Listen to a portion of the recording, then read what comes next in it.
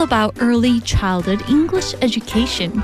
And this will be a great space for kids to naturally learn English every day. What's next?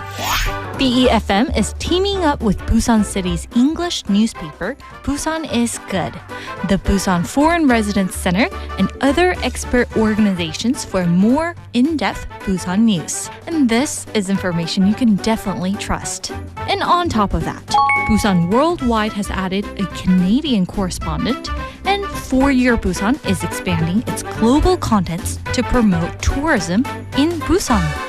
Wait, and information for multicultural families and immigrant residents? There is so much variety here. Lively sounds from the scene, fresh voices. What a treat for this winter.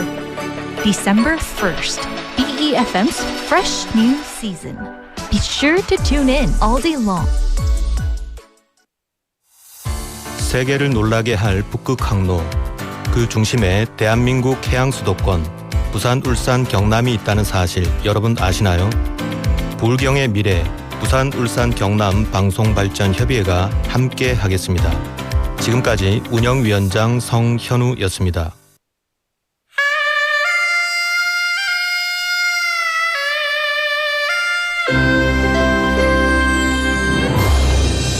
The time is now 7 o'clock.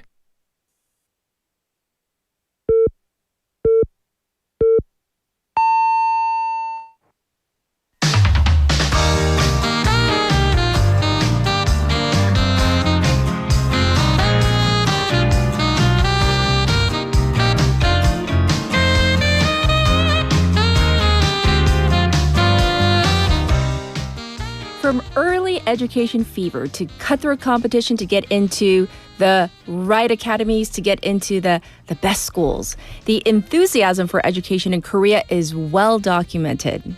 And whether we want to admit it or not, if you live in Korea, you have been drawn into this rigorous academic world that we almost think is normal at this point.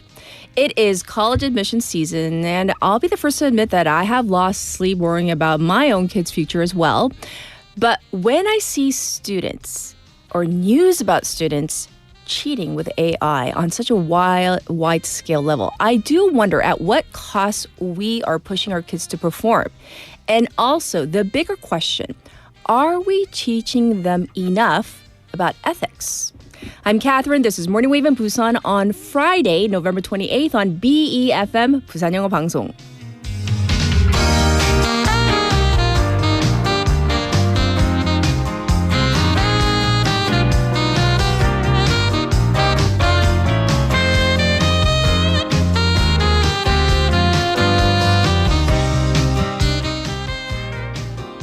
Good morning, listeners. Good morning, wavers out there. I hope you're doing well. If I have a pep in my voice, it's because it's that day. It's Friday.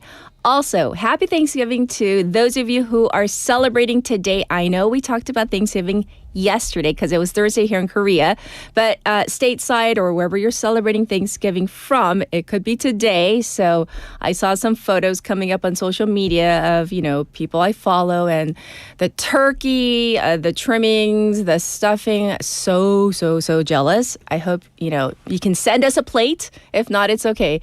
Anyhow, just joking. All joking aside, I hope you're all doing well. Well, you remember the slew of AI cheating controversies across major universities in South Korea, right? I mean, we covered those stories. Well, the government is coming up with an AI ethics guideline or guidelines for the first time, according to Parliamentary Education Committee member Representative Kim Yong-tae's office. The Education Ministry will work with the Korean Council for University Education to develop such guidelines for use in universities.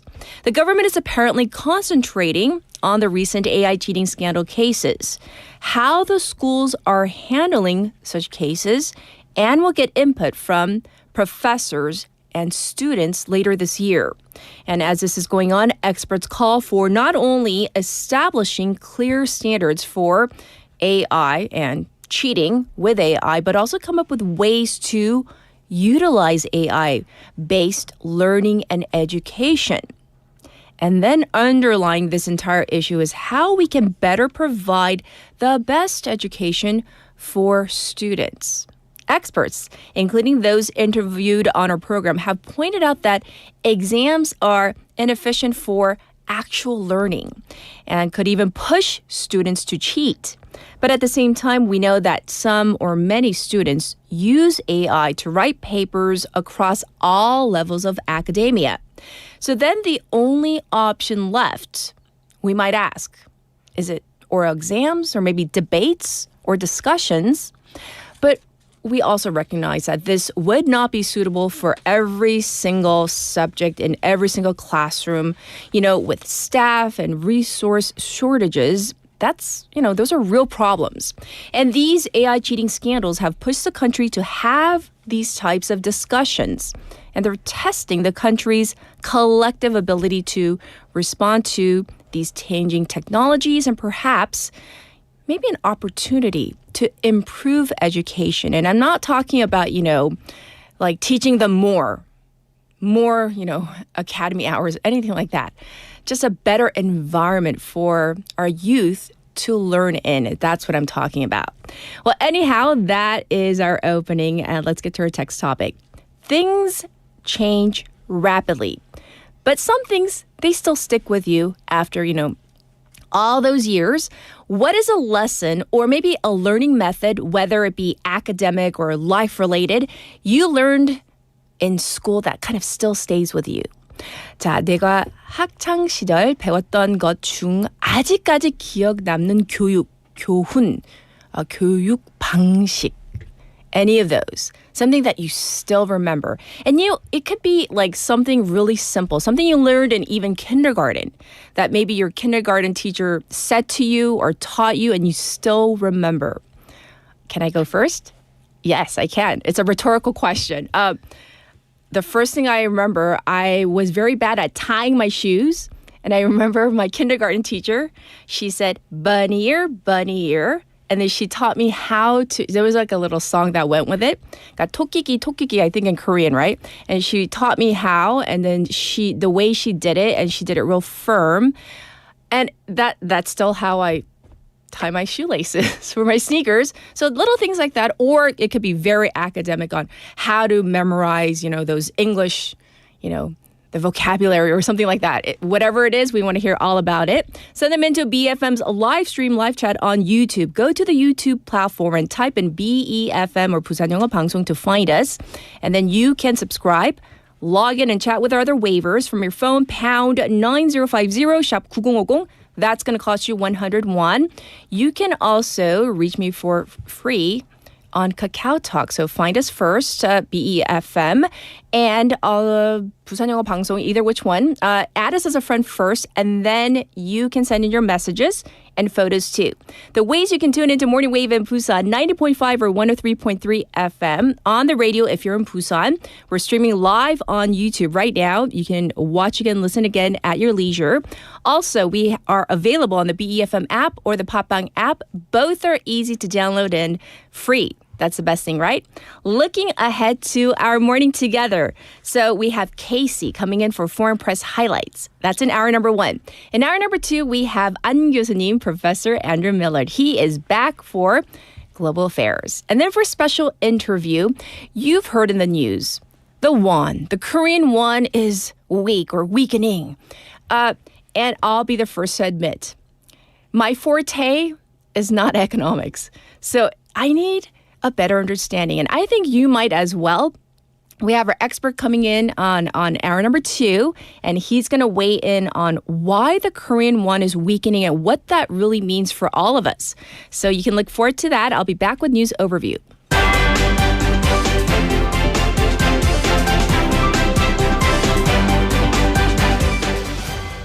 It's 7:07. This is News Overview. National Assembly approves arrest motion for Chu Kyung-ho. The National Assembly yesterday passed a motion to arrest People Power Party or PPP lawmaker Chu Kyung-ho over his alleged role in former President Yoon Suk-yeol's martial law imposition.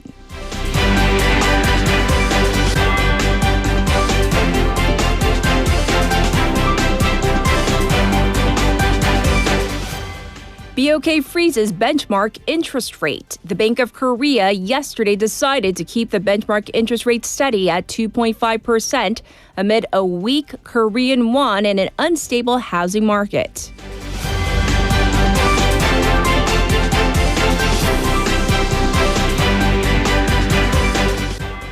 Prosecutors to not appeal 2019 parliamentary fast-track case. The Supreme Prosecutor's Office said it will not appeal a court ruling involving current and former Conservative Party lawmakers in the physical altercation over the fast track of bills in April of 2019.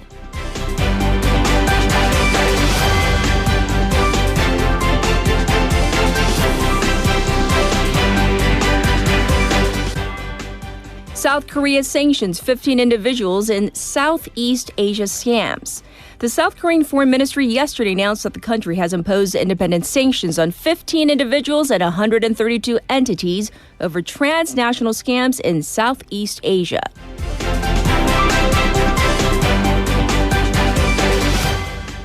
Two National Guard members shot in D.C. Suspect had CIA ties.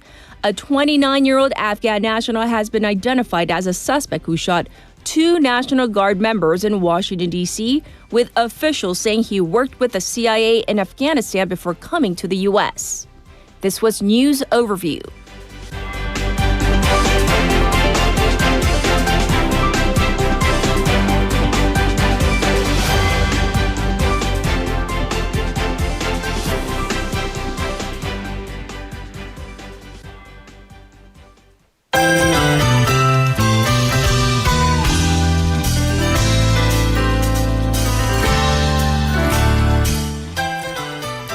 It's time for Now Busan. We have Sejin in the studio. Let's say hi first. Good morning. Hi. How are you? I am good. Yes. There was a long pause there, but okay. Our text topic today, it's all about something you learned that really stayed with you, whether it was like a learning method or something that you just, caught on, somebody taught you something, you're like, that's really important. I'm going to use that. Okay. One is stick with me so far, stays with me so far. And when I was in middle school, it was one of the most punishing school in Busan. And so if we don't match our socks color, Yes. or if we wear something not white, Okay. then we all get punished. So the teachers get us to perform 100 squat. If you don't wear socks, that is black or pink. So get a lesson. What's from there. Yes. So wear white socks.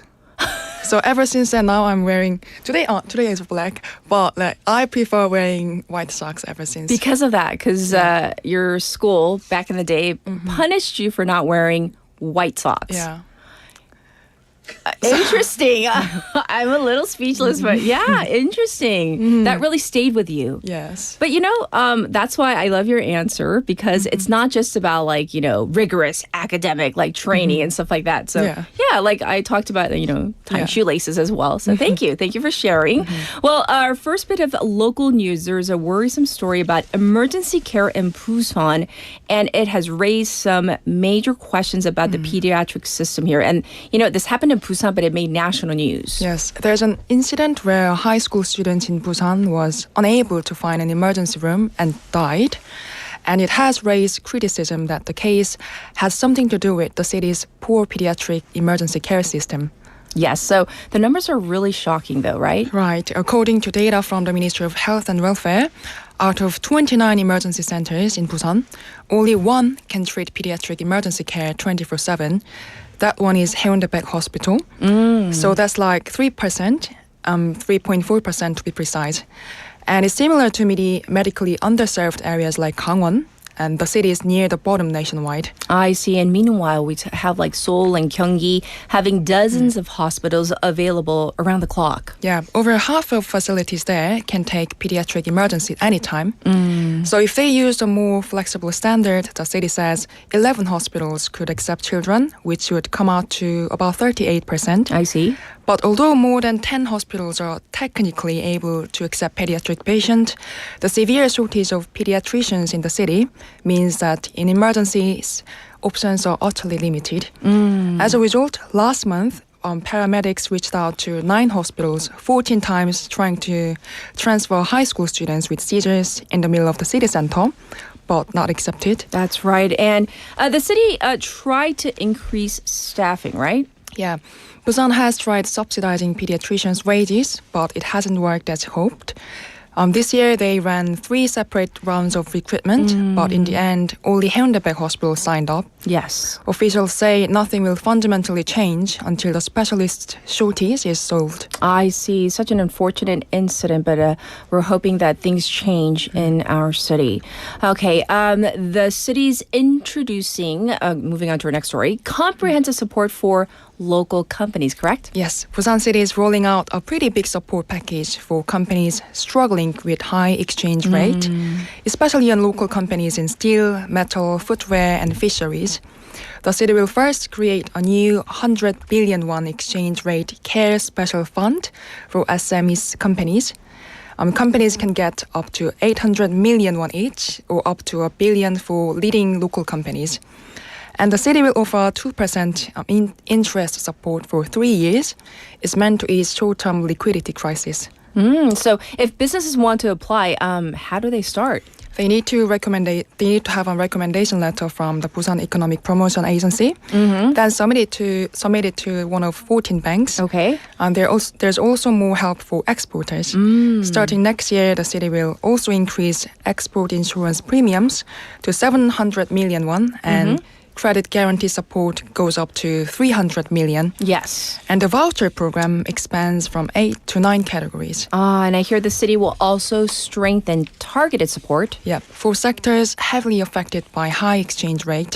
For shoe manufacturing SMEs, the city will cover 90% of export logistic cost, up to 2 million won.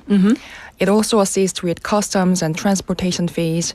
They will help local companies to enter global platforms and with export conversion consulting so that companies can benefit from exchange rate gains during high exchange rate periods. I see. So thanks for letting us know about this one. Next up, I hear the number of babies born here in Busan showing positive signs, right? Well, yes. This year from January to September, more than 10,000 babies were born in Busan. And the upward trend in birth has been continuing. Yes. And between the same period, the number of marriages reached the 9,461. That's over 1,000 more than the same period last year. Ooh. In fact, in September alone, 1,091 couples got married, the highest figure in a decade. Right, so that is a major increase. So the idea, the convention is that, more the number of marriages equates to more births later on, right? Yeah, with such a rise in marriages, it seems like the number of births also keeps rising. According to the Ministry of Data and Statistics, 1,214 babies were born in Busan in September, bringing the total number of births between January and September to 468. Oh, so that's like slightly over 10,000, right? 10,468, right?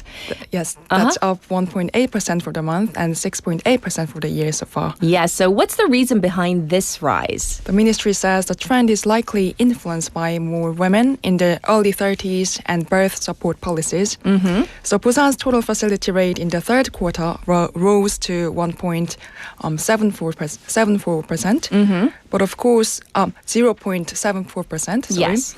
But of course, that's still far below what's needed to maintain the population. Busan is still seeing more people move out to other regions than moving in. That's right. So 0.74, that's really low. We need to be near around 2 to be anywhere near sustainable in terms of population.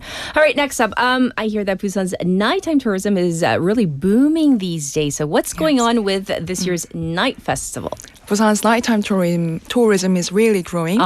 According to Busan Tourism Organization, about 266,000 people visited the night tourism project 2025 별바다부산 Night Festa, which ran from July to October.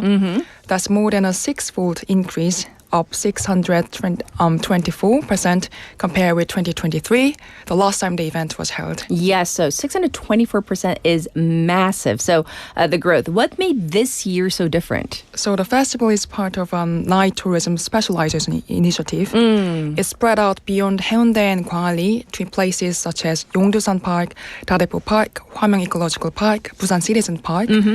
At the Hwamyeong Ecological Park night market, a local traditional liquor from Busan was showcased, while at the Dadepo Beach Park night camp clinic, Busan craft beer was featured.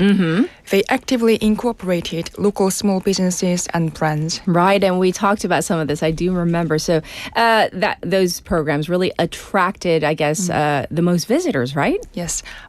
It was the Busan night market had the most visitors, where traditional liquor pop-ups and pancakes, makgeolli making experiences, and flea market drew domestic and international tourists.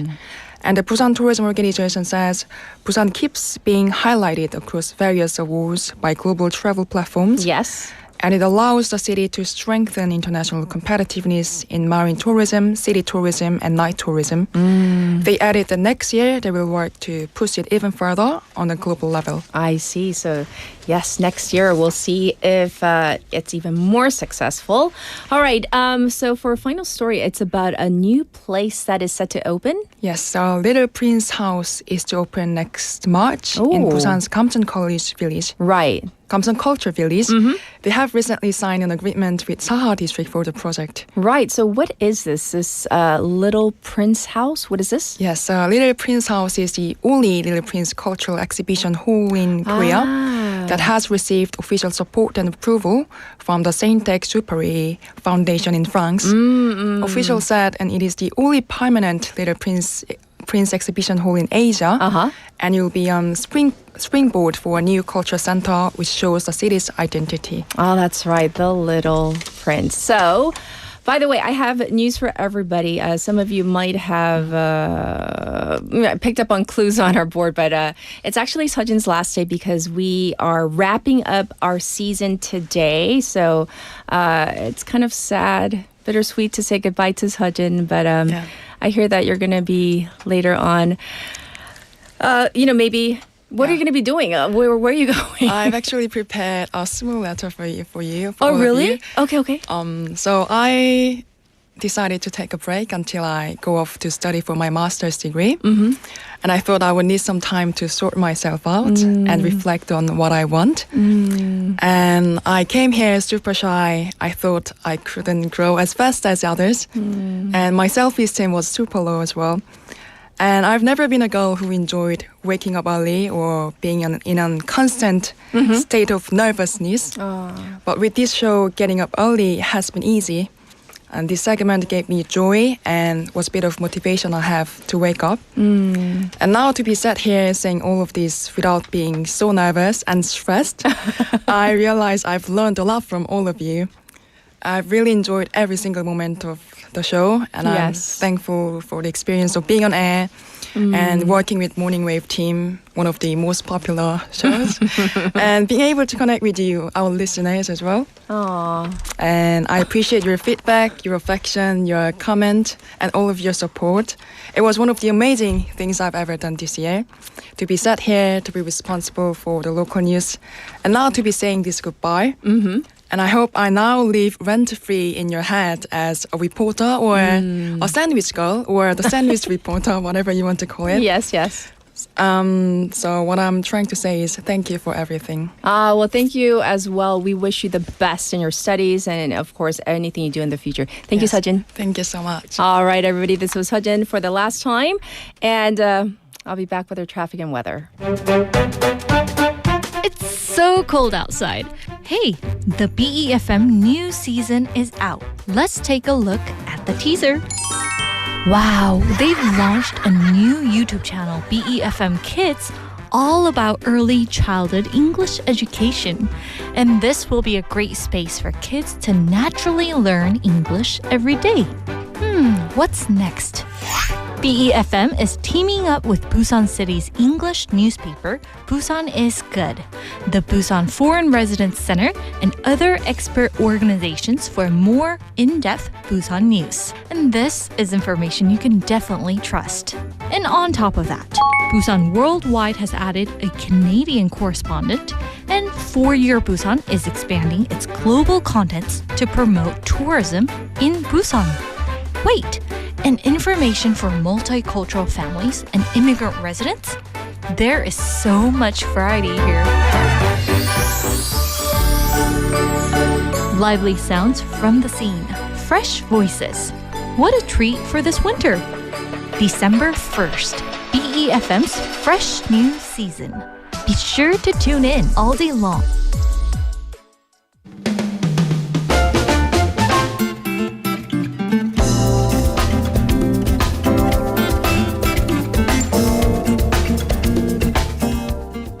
It is now 7:23. Here's your traffic report. First up, let's talk about the Dongso overpass.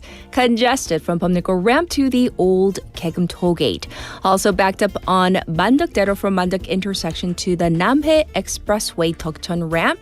It also looks slow on Luno-Samsung-daero from Myeongji underpass to Shinho Bridge. And there's traffic on Gaya-daero from Kaegum to Jure intersection.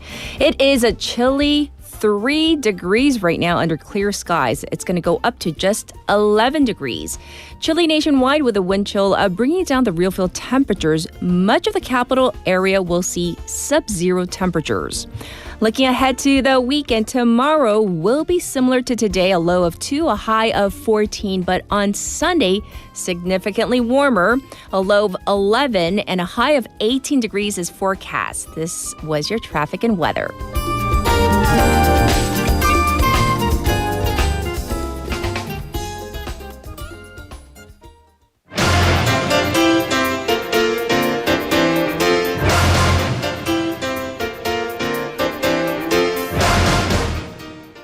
It's time for Top Stories. We have Haley in the studio. Good morning. Good morning. How are you? I'm doing well. Good. It's A little Friday. cold. Yay. Friday's so good. Well, I do want to ask you about our text topic. What has stayed with you? A squared plus B squared equals C squared. I guess. I guess the Pythagorean theorem. You know. What am I using it for? Nothing. But it's just in my frontal cortex. Do you know what I remember? What do you remember? This will date me. Roy G. Biv. Come again? Pardon? Roy G. Biv. Oh, 피디님. Oh, What is that? What Gen is that? Zer knows. Millennial does not. Did I just skip The what rainbow colors. Right. Red, orange, yellow, G, green, blue, indigo, violet. That's how you... Indigo. That's how they teach you. Interesting. That's In the because I US. skipped. I'm assuming you learned that in the 1st or 2nd grade. It was real early on. Yeah, because I went to the States in the 4th and 5th. I was like, what? Like, why do you need to know like Roy the G. rainbow? Biv. Interesting. But like a real tip though, teaching is the best way to learn. Ah, that's Right, true. and that's truly stayed with me. Thus, this generally. Yes. We're going to jump into our first story. The Bank of Korea, BOK, froze the benchmark interest rate in its final decision of 2025. Right. So the Monetary Policy Board of the Bank of Korea held its final meeting for the year and decided to keep the benchmark rate steady at 2.5%. By the way, this is the 4th decision in a row to not lower the rate. It's due to the high dollar currency exchange, low Korean won valuation. Also, uncertainty is still lingering over the real estate housing market and generally inflation. Right. So let's look at each of the factors. Right, that 환율, right? The currency rate with the Korean won and the US dollar, the biggest factor. As of Monday, the won closed at 14,077 won to the dollar. That was the lowest level since April of this year. And because the South Korean won is not a key currency in Korean, that's 기축통화, basically a currency that's used in international transactions, unlike the dollar. Right. So what that means is having South Korea's interest rate so much lower than the American interest rate, that would trigger foreign investors to pull their money from the Korean market and turn to more profitable investments. Right. And then that would lower the won even more. Right. So that's 1,477.7 yes. won. So, and then there are these domestic factors. Right. So at home, housing prices is another huge factor. So if they lower the interest rate, the lending rates, banks would have to lower their interest rates as well, right? Yes. And that would include loans and mortgages. So that could send the wrong sign to people to say it's okay to take out loans to buy homes for not only to live in, but also for speculation. Sure. South Korea's household loan, the rate is very high across 5 banks. It stands at over 769 trillion won. That's up by 2.6 trillion won in just 1 month. There are also good signs that contributed to this decision, though. Right, so it's not all bad news. Yes. One reason that the central bank would lower the interest rate is to encourage spending, to get the money flowing, to help with economic growth. But we are seeing already some pretty good economic indicators, so that lessens the pressure on the central bank to lower rates. So in fact, the Bank of Korea, along with the interest rate announcement yesterday, they revised the growth outlook for this year from 0.9%. So we were in the 0% growth rate to a solid 1. And also for next year from 1.6 to 1.8%. Hey, every single, 0.1 counts. And changing that decimal point is even psychologically, that is a big deal. Indeed. Let's actually talk about some economic figures on South Korea's growth. Right, so let's dive in deeper. And it's still good news. South Korea's real domestic GDP, a real gross domestic product, 실질 GDP growth rate for the third quarter was among the highest out of major economies. So the real GDP is basically value of all goods and services produced adjusted for inflation. Yes. And it's expressed in a prices of a base year. So, give us the actual numbers. Right. So according to the Bank of Korea and OECD figures, the rate of GDP increase for the third quarter in South Korea came to 1.166%. What that means, out of 26 countries that had their figures out, third highest. Okay. Right, so not bad. Israel came in first place at 2.9%.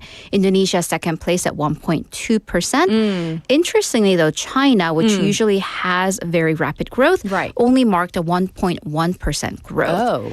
Other major European countries, the UK, Germany, and France, they marked under 1% decimal point growth. Japan was in the last place, 26, with actually negative growth. I see. So how did South Korea manage this growth? So this is all relative because it is the rate of growth, and we started at rock bottom. In the first quarter, martial law and subsequent impeachment dragged down the economy to negative growth at negative 0.219%. That was 34 out of 37 economies. Yes. We've recovered in the second quarter, and the recovery trend has been continuing into Q3. And I hear that the projections are also improving. Right, and I just talked about the Bank of Korea figures, but actually let's go to Japan's Nomura Securities. They projected South Korea's GDP growth from its previous 1.9% to 2.3% for next year. Quite rosy, right? So Nomura based these projections on the current account surplus, 경상수지 흑자, from this boost in the semiconductor field, major field in Korea, and also active private spending. I see. So this is higher, again, than domestic figures projected not only by the BOK, but also the Korea Development Institute and other international players, including the IMF and the OECD. They're projecting South Korea's growth figures for next year in the high 1% to about 2% range. That's right. And also, for our listeners, we're going to talk about an economy-related story for a special interview. Once again, about the Korean won, why it's weakening. So today's kind of like an economy day. All right, next, we're going to talk about Hong Kong. Right. Because this is such a huge story. We touched upon it yesterday. The deadly apartment block fire. Right. So according to the latest figures, we're looking at 83 people dead, 76 injured from the high-rise apartment complex fire in Hong Kong from Wednesday night. By the way, these figures are from midnight Friday local time. Okay. In terms of missing persons, it's a little bit murkier. So on early hours of Thursday, Hong Kong's chief executive John Lee put 279 people still missing. However, later firefighters said that they've gotten into contact with some of them, but the real numbers are not clear yet. Sure. So background, fire broke out of this Wangfu Court complex at 2:52 p.m. on Wednesday. It was extinguished full 27 hours later. But it was extinguished, but we're still seeing some embers in individual units units and smoke is still billowing out. Okay. All of the buildings are 31 stories, 8 buildings in total in the complex. 7 have been affected by the fire. Right. This marks the worst fire in Hong Kong in 77 years. That's according to foreign press outlets. And Chinese President Xi Jinping has expressed condolences to the victims, including one firefighter who died in the line of duty. Yes. So what do we know about the fire so far, meaning the cause? Right. So the exact cause of where or how the fire started, that has yet to be determined. But how fast the fire spread, Right. that was unusual. And a task force has been set up to investigate the cause. But in terms of that spread, age structure. So this building was quite old. It was undergoing extensive renovations on the exterior. Residents were still living on the interior. I see. And if you've seen footage or pictures of the fire, something that may have struck you is the scaffolding. In Korean, we Yes. call that pige. So basically the rails and the beams, bamboo, which we don't see in Korea. Right. It's usually steel. However, this was kind of the convention tradition in Hong Kong. They've been trying to phase that out due to, of course, fire and safety reasons. Yes. So the bamboo scaffolding basically worked as, firewood, unfortunate kindling. On top of that, police found non-fireproof materials, including mesh, plastic, and styrofoam used in the construction. The building, so because of this, that was the cause of the fire spreading rapidly. Local media reports also quoted some residents who said that the fire alarms did not go off. But of course, it's really early on, so we're going to wait to see what happens there. But yesterday, we reported that 3 arrests were made, right? Right. So 3 executives, or rather 2 executives and 1 engineering consultant of the construction company that was in charge of the renovations, they've been arrested. They face manslaughter charges. So police allege that they have reason to believe that the company's responsible parties were, quote, grossly negligent. Yes. And that led to this accident and caused the fire to spread uncontrollably, resulting in these major casualties. Yes, and over the weekend, I'm sure we'll have more updates on Monday for this story. Well, for a final story, though, the term for UN Secretary General Antonio Guterres is coming to an end, and the U.S. is setting off to elect its new leader. Sorry, rather the UN, of course. The UN, yes, right. sorry. So the United Nations Secretary General, that process to elect the new leader has formally kicked off this week. Yes. So the 15-member United Nations Security Council and the President of the United Nations General Assembly, they invited member states to start nominating candidates. The new term, there's still a full year left, will start January 1st, 2027. So the Security Council will formally recommend a candidate to the General Assembly, and there will be a vote. Okay, well, I hear that the letter contained a very notable phrase about diversity.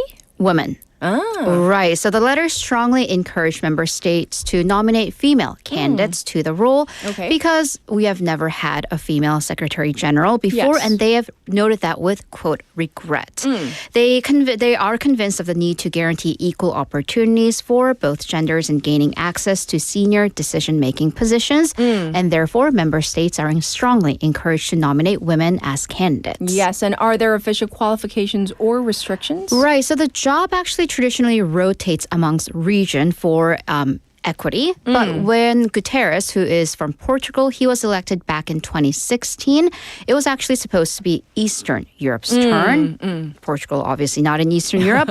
Next on the list is Latin America. Yes. However, some diplomats are saying because of this, they are expecting candidates from other regions. So publicly declared candidates, we are seeing a few names from Latin America, including Chile, Costa Rica, and Argentina. Ooh, so the election process, what's it like? Right, so the Security Council will hold secret ballots. Ultimately, 5 permanent veto-wielding council members must agree on a candidate. Again, they have the veto. The Security Council will adopt the resolution. Traditionally, it's a closed-door process. Yes. And then will make a recommendation to the General Assembly. The resolution needs 9 votes in order to in favor and no vetoes to pass. And to remind our listeners, what exactly is the role of the Secretary General? I call this a leader, but this role is more of a mediator.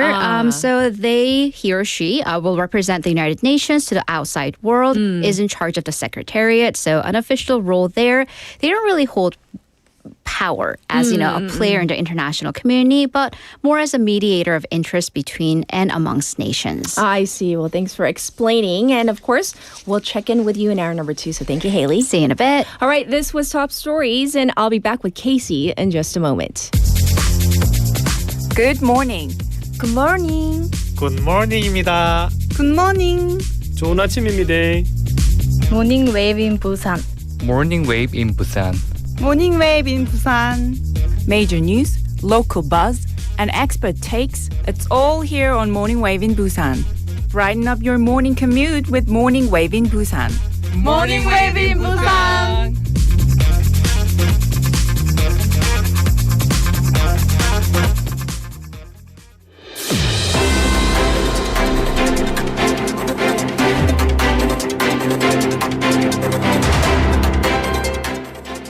Here we go. It's time for Foreign Press Highlights. We have Casey in the studio on our very last day of our current season. Good morning. Wow, yes, it is. Oh, wow, it's a good morning. It's good to be here with you. Are you okay? I think it's an allergy. From? Maybe food? Oh, it looks like... Yeah, I didn't get in a fight. I was going to... Okay, it looks like somebody did. scratched you. Maybe myself while I was sleeping. Yeah. Yeah. Maybe the wife? All right, so... I will not comment on that. Okay, no comments. But as you know, Yes. I am makeup averse, perhaps K-beauty averse. What do you do in this situation? You got to wear makeup. Yeah. Cover it up. Right. Yeah. All right. You'll slide me some under the counter. I will. So we're going to dive into Foreign Press Highlights. And by the way, for those of you who are tuning in, I'm a little bitter. It's bittersweet because it is our last day of our current season. And on Monday, we have a brand new season. If you are curious about whether Casey returns or not. I should have worn makeup. Oh, you should have. I should have worn makeup. You should have. But, all right. Oh. Let's explain what Foreign Press Highlights is, just in case you don't come back next week. Pressure's on. Okay. So let me sell this effectively. Yeah, sell it well. You got to sell it well So today. this is a fascinating look at life inside Korea from an outside perspective. Yes. So what we do is we take articles that are about things happening here that might not be reported here as well. Yes. But especially they're reported in a way that we might not consider, because Different they're angle. That's right. All right. Thanks for helping me sell that. I like it. I like your intro. Now we're going to dive into our first story. Yes, Yes. It's about how the internet can allow any kind of information to get out there, but especially streaming platforms and social media, especially when they work together, they've made it very easy for anybody to share their kind of own takes on history and or politics. Sometimes there are repercussions. So this is from the South China Morning Post. Italian TV host Alberto Mondi apologizes for careless South Korea-Japan history remarks. Oh. And it's a serious issue. So Italian TV personality, if you're not familiar with him, his name is Alberto Mondi. He's apologized for comments that sparked controversy over this week over historical distortion involving South Korea and Japan. Ooh. So he had to post on his social media on Wednesday and said, "I sincerely apologize for causing concern with my remarks in the recent released Team 354 video, also Team Sam Osa, you can find it that way in Korean." He says, "I deeply reflect on the discomfort and disappointment my shortcomings have caused." Are you familiar with Mr. Mondi? Of course. Yeah. He's like if you've been in Korea, Right. he's like a household name Right. for like one of the non-Korean like entertainment personalities. Sure. He's been around for a while, right? Since at least 2014, I found he's been on, a variety of Korean TV shows. Sure. Often where the point is he is to comment on something that's happening. Yes. So he is a well-known TV personality, but he's also a businessman. He is. So he must certainly feel, being in Korea, the need to be careful about publicly commenting on Korean history, especially when it comes to the history with Japan. And people online are letting him know exactly where he went wrong in his comments. Okay, so we need like the background. Why was he talking? I mean, because if you're not well-versed, this is Right. something you should not touch, right? We all Yes. know, right? Yes. Okay, so why was he talking about the history between Korea and Japan? So it came up as part of a discussion on being in an international marriage. Okay. So Korean-Japanese relations were actually first brought up not by Mondi, but by one of the other guests on the show, a Korean actor by the name of Song Jin-woo, who I think is also fairly well known. Song has children with his Japanese wife, and he was discussing how he tries to explain things to his children that are going to undoubtedly come up in school, as well as other places in Korean society. So Song explained to his daughter that, quote-unquote, Korea and Japan fought in the past, when referring to Japan's colonial rule of Korea from 1910 to 1945. And viewers of the program were very quick to point out online that saying that both countries fought is a historical distortion that really glosses over the colonization of Korea by Japan. Right. So some online commenters framed it this way. Did Jews and Germans also just fight? Oh, yeah. So yes, that very analogy. quickly. Yes, very quick pushback. Okay, so those were comments made by Song Jin-woo. Right. So why did Alberto Mondi face backlash? Because, during this discussion, he decided to add his own family's discussion of Korean and Japanese history into the conversation as well. So he actually recounted a conversation with his son, who shows an interest in Korean history. I believe Mondi is also married to a Korean wife, and he told his Japanese aunt that Japanese people were really bad. This is his son's comment to his aunt. Okay. So Mondi replied, "That was in the past, and your aunt is Japanese, isn't she? It's not that Japanese people are bad. This is history. You should listen to both sides." So where this got him into trouble is there's a lot of this both sidesism that takes place on online content especially, which is basically historical revisionism. So in this case, the both sidesism undermines Korea's position as a victim of colonization. And it would be arguing like that Korea basically had a choice in the situation, which is not what probably he intended, but that's what it sounded like. Right, and I think we need to emphasize like people are mad about the 양쪽 말을 들어보는 그게 아니라 it's about the distortion of history. Like you're not accepting history for what it was, which does include the colonization. So if you're going to even speak to children, there's like a sensitive, maybe better way even to teach, because they teach children about Nazis and about what happened in concentration camps. That's all taught in history books and in classes, in classrooms. So I think that's why people were upset. Sure. Yeah. And as a parent, you might be tempted to gloss over details because you don't want your children to hear harsh realities. Right. But you have to be really careful, how you talk about these things. And for certain ages, maybe leave out the graphic details, right? Sure. And but still not distorted. Right. Yes. Okay. So I hear that they've apologized? Or? Yeah. So, and very quickly, I mean, this all happened within the past week. So they've both apologized. Song Jin-woo specifically saying, "I sincerely apologize for the hurt and disappointment caused by my careless words. I had no intention of teaching my children a distorted view of history." And Mondi said in his apology, "I made a careless remark without fully acknowledging that gravity, and the responsibility is mine." He said, "I will act more cautiously and study history, context, and meaning so that I will not be an embarrassment to my children." And as a father in a multicultural family, it was kind of like a good caution to me. Really? Yeah, because, sometimes, you might have difficulties, especially in a multicultural family. Sure. How do you talk about these controversial subjects with your children in private? Right, in private, right. These guys did it, online, so everybody could see what they were talking about. So, there's probably aspects of your partner's history and culture that are definitely hard to understand from an outside perspective. Yes. And therefore difficult to comment on with the appropriate sensitivity. Right. And it's probably with every single country around the world, there is some, unsavory or sordid or some part of history that it's very difficult to explain to kids. So at an appropriate age level kind of thing, but let's not distort history is the whole point. So, well, thanks for reporting on this story. Let's move on, though, to our next story. This is basically the complete opposite. This is also a story about, somebody putting online content that went in a different direction. Just a quick question. Is there anything you consider yourself like a really big fan of? Like a fan? Fan. I'll be honest. I used to be a basketball fan. Used to be. Interesting. Used to be, but ever since I moved to Korea, it's difficult to keep up. You know what? Yeah. There's somebody who probably knows exactly how you feel, but he's persevered. Really? Yeah, that's our next story. What are we talking about? One of the Pistons' biggest fans resides thousands of miles away, and this story is from ESPN. Do you know who the Pistons are?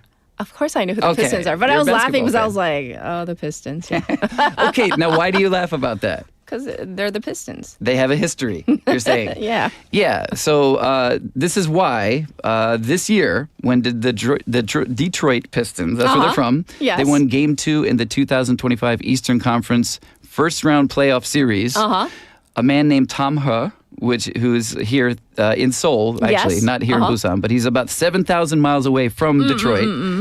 He cried. He cried. And we all know about it because a lot of people watched it, because he had been recording himself watching the end of the game on his phone and streaming it. Okay, so even if you're a diehard Pistons fan, Yes. Okay, whatever, to each his own. Why did he cry? I don't get it. Okay, and I think when you hear his explanation, it kind of makes sense. Yes. He told ESPN, he said he got so emotional because a lot of memories came back. All of the suffering and teasing that he got from friends about being a Detroit Pistons fan. I'm sorry, I feel bad now. See what happens? Okay. So he said he kind of felt like he was being rewarded and recognized for being a fan of the Pistons, for Okay. being a loyal fan. And he said those are the kinds of emotions that only sports can give to a person. I personally, I don't know, but have you ever cried watching sports? I can't recall. I think I've teared. Okay. I've teared. The beginnings of a cry. Beginnings of a cry, because I don't cry like I'm not I don't cry at the sound of my fingers or at the drop of a dime. Yeah, okay. I do remember getting like chills. Okay. I've gotten chills like watching Kim Yeon-ah perform. Like, you know. There you go. And there's- like, yeah. and I feel, I almost cried because I feel like she was done dirty. For that reason. 약간 화가 나서 울 뻔했어요. Okay. I'm with you. Okay, so strong emotions. Yeah, strong emotions. Anyhow, Yeah. so that's just my humble opinion, not that of the station, but yeah. Well, it's movies that get me when they Yeah. do that piano music. Oh, that's like, I could feel it coming. But sports, okay. And I understand a lot of people get really excited Yes. and emotional about sports, and a lot of people related to his video. He got over 3 million views just on one platform. And Because he cried watching it. yes.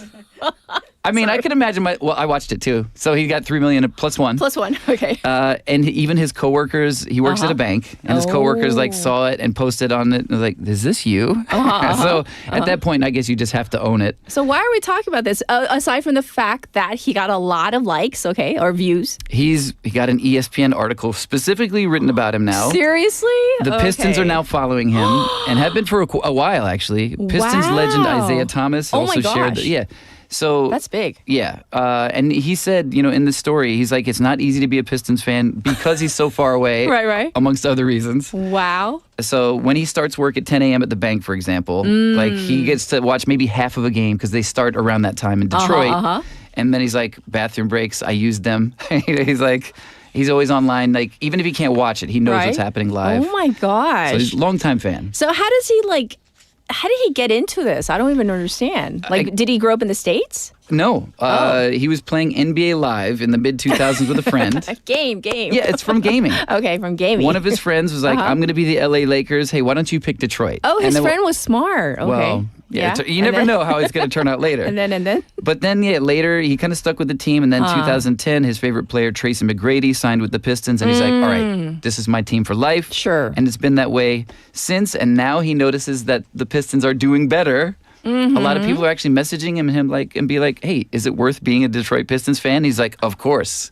Like, Join come up. on in. Yes, for sure. Got it. And the Pistons have noticed. He went to go actually to Detroit this year, his second trip to Detroit to watch them play live. Wow. He went for 8 days. He went to Detroit. That's hardcore. That's dedication. fan. I mean, no diss to Detroit, but I'm just saying. Well, you're not only saying, also the Pistons owner is saying. Tom Gores said he heard about his story and he's like, all right, how about a shopping spree at our team store? Wow. He got invited to a Lions game. He got invited to a Red Wings game. And they don't do that for anybody. No. I mean, they saw his dedication. It wasn't just like a random guy. They're like, oh, okay, this is going to be like good PR. It's Right. like they saw the sincerity. And that's his own opinion about it. Tom Hurd thinks that, that they know that my love for the Pistons and Detroit is genuine. It's not fake at all. They know it's sincere because I was a fan for such a long time. He's been posting videos of him I watching see. games, and he's got his own catchphrases, and yeah. Yeah, he even posted a video of him flying over the arena and in a helicopter. Oh my, in a helicopter. He took a helicopter ride, something I would never do under any circumstances. But like, I'm sure it was sponsored by the team. I don't know. It actually doesn't say. He might have, Pay for it on his own? It's possible. It didn't say in the article. Helicopter ride. Yeah. Wow. Regardless, he got into a helicopter. I was like, okay, that's something I don't know if I would be willing Have to do. you ever been that hardcore of a fan of anything? Not just sports, but like anything. Right. Okay, you have to take it out of the sports Yeah, realm. I mean, take it out of sports. maybe music and like high school age. You know. Really? Yeah. What were you into? Like rock? Yeah. I mentioned. you kind of can tell probably. Were you like a headbanger? When I had hair, it was a little. Yeah. I mean, I didn't can mean still to throw do you it. under the bus. No. I mean, Yes, I definitely, and I had long hair. How Probably long? About as long as Really? yours. Yeah. Was it like curly? At the end, it would kind of have a little little bit? wave there, a Frizz, little yeah? bit. Yeah, a little bit. And then? And you'd then, be banging? I got a wallet chain somewhere still out there. Yeah, I mean, yes. Seriously? Yes. Do you have photos? Can you bring them next week if you make it? Oh, now this is my power play. Next week, why should I be here next week? Because maybe. Maybe. Okay. So I'll if you think- come next week, we need proof Oh my gosh. of you being rock and roll, right? Headbanger. We All need right. proof. All right. It's more grunge. So if you bring photos, Yeah. I think our producer might let you into the studio. Is that the deal? Is that the deal? Okay, she said okay. All right. All right. I'll have the weekend to think about it. I'll be crying online. Yes. Well, we hopefully will see you next week. But thank you for bringing such interesting stories for this, not just today, but entire season. And so we always appreciate your effort. Thank you, Casey. My pleasure. Have a fantastic weekend. You too. All right, we have more coming up in hour number 2, including our special interview regarding the Korean won. Why is it weakening? What does it mean? So here's our final song. This is a song request from our Sejin. Here's Your Perfect by Jamie Miller. I remember the day, even wrote down the day that I fell for you. Now it's crossed out and weighed, but I still can't forget if I wanted to. And it drives me insane, think I'm hearing your name everywhere I go. But it's all in my head, it's just all in my head. But you won't see me break, call you up in 3 days or send you a bouquet saying it's a mistake. Drink my troubles away, one more glass of champagne. And you know I'm the first to say that I'm not perfect, and you're the first to say you want the best thing. But now I know a perfect way to let you go. Give my last hello, hope it's worth it. Here's your perfect. My best was just fine. How I tried to be great for you. I'm flawed by design, and you love to remind me no matter what I do.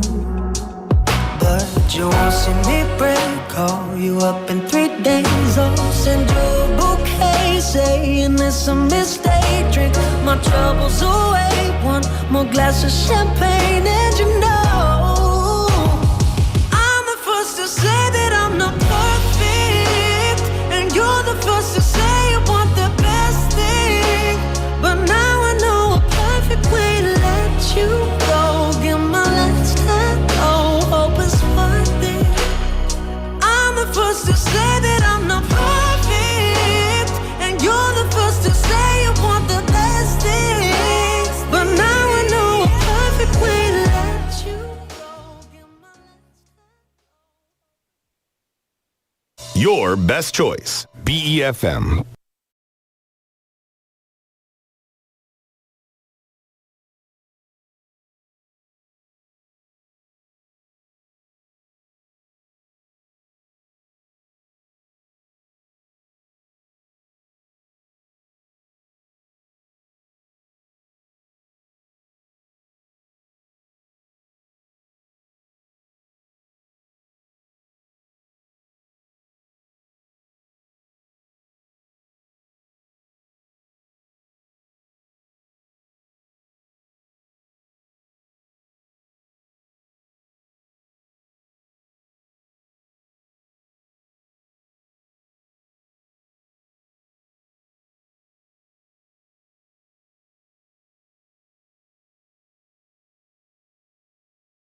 확실합니다. 식대는 협의 후 맞춰드립니다. 지역 부산 경남 051-784-0877 051-784-0877 무심코 버린 담배꽁초 어디로 가게 될까요? 세계 연간 담배 생산량 중 3분의 2가 길거리에 버려집니다. 이 꽁초들은 빗물과 바람에 의해 하수구로 흘러들어가 바다로 향합니다. 결국 우리 식탁 위로 되돌아옵니다. 쓰레기통에 버리면 환경이 살고 무단으로 투기하면 환경이 죽습니다. 이 캠페인은 부산 환경공단이 함께합니다. 혹시 지금 운전 중이신가요? 어린이 교통사고 피해자 수는 지난 3년 평균 약 9만 명. 특히 어린이 보호구역 안전기준이 강화된 이후에도 어린이 보호구역 내 사고는 지속적으로 발생하고 있습니다. 스쿨존에서는 반드시 시속 30km 이하 서행, 스쿨존 내 불법 주정차 금지, 차량 출발 전 앞뒤 좌우 살피는 습관으로 어린이가 안전한 도시를 만듭니다. 참, 운전 중 휴대전화 사용은 모두에게 위험합니다. 우리 모두를 위한 교통안전, 나부터 실천하면 모두가 안전해집니다. 어린이가 안전하게 뛰어놀 수 있는 부산. 아이 키우기 좋은 도시는 우리 모두의 미래이자 희망입니다. 이 캠페인은 어린이가 안전한 부산을 만드는 은행, B&K 부산은행과 함께합니다.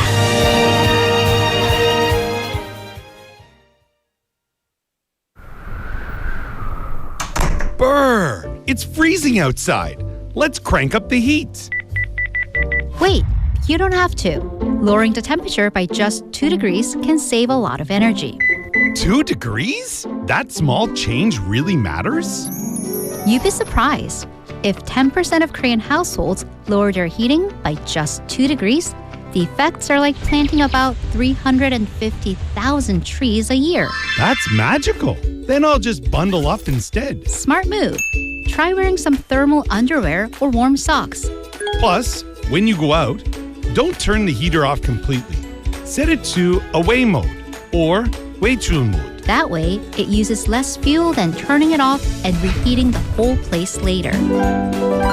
Turn down the heat, but not your warmth. This campaign is brought to you by BEFM, Busan 영어 방송.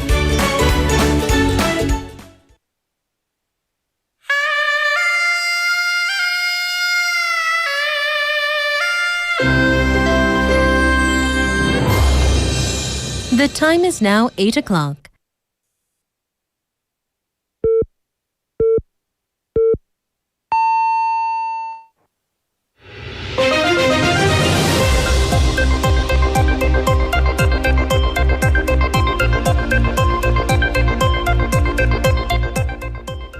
It's now 8 o'clock. This is Spotlight News. National Assembly approves arrest motion for Chu Kyung-ho. The National Assembly yesterday passed a motion to arrest People Power Party or PPP lawmaker Chu Kyung-ho over his alleged role in former President Yoon Suk-yeol's martial law imposition. The arrest motion required for sitting lawmakers passed in a 172-4 vote with 2 abstentions and 2 invalid ballots. All PPP lawmakers, including Chu, boycotted the vote. With the motion's passage, a court is expected to hold an arrest warrant hearing next week.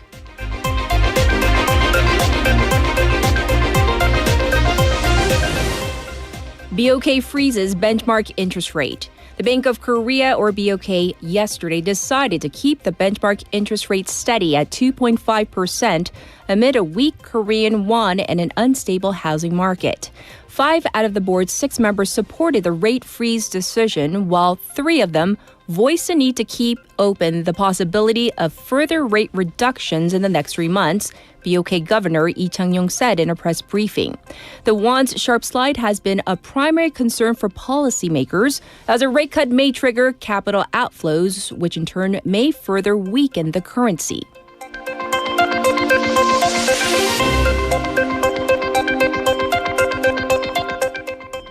Prosecutors to not appeal 2019 parliamentary fast-track case. The Supreme Prosecutor's Office said it will not appeal a court ruling involving current and former Conservative Party lawmakers in the physical altercation over the fast track of bills in April 2019. The prosecution said it made the decision after considering that the defendants, including lawmaker Na Kyung-won and former Prime Minister Hwang Yo-an, were found guilty and fined in the first trial, and that their motives were not driven by personal gain. The sitting lawmakers will not lose their parliamentary seats as their fines come under the legal threshold. Representative Na Kyung-won says she plans to appeal the ruling.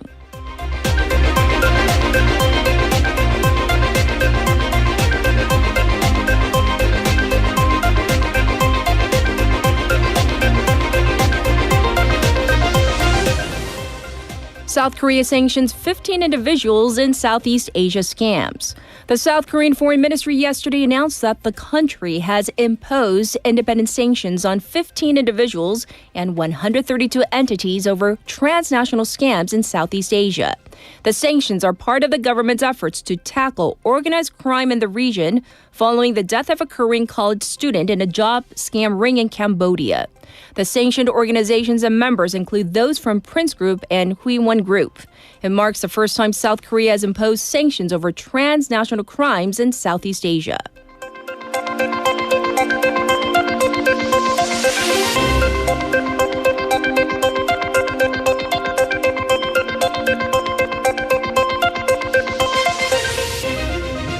Two National Guard members shot in D.C. Suspect had CIA ties.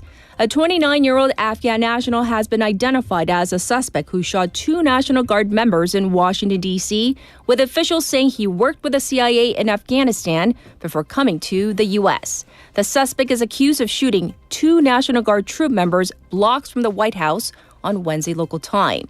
The members, one male and one female, are said to be in critical condition. U.S. President Donald Trump called for the government to re-examine all Afghan refugees who entered the U.S. during the previous Biden administration and called immigration the single greatest national security threat facing the nation. And this was Spotlight News.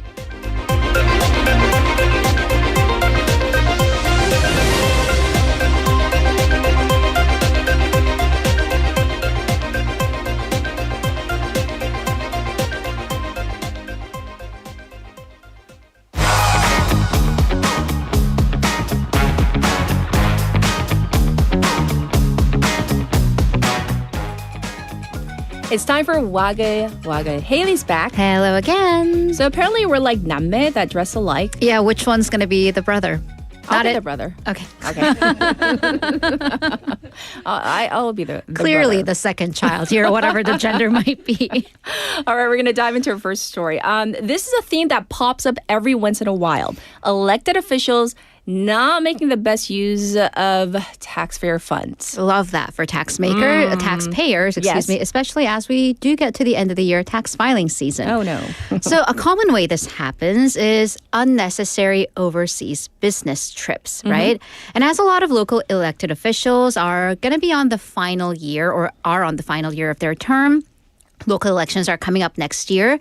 There are increasing concerns of these kind of lame duck elected officials really getting the most out of their positions. Yeah, so how much are we talking about being spent for such a overseas business trips? The business is in italics, right? So according to data from the Interior Ministry of the 243 metropolitan or municipal council in the past 3 years, there have been 915 overseas trips across 10,524 local council members to 61 nations.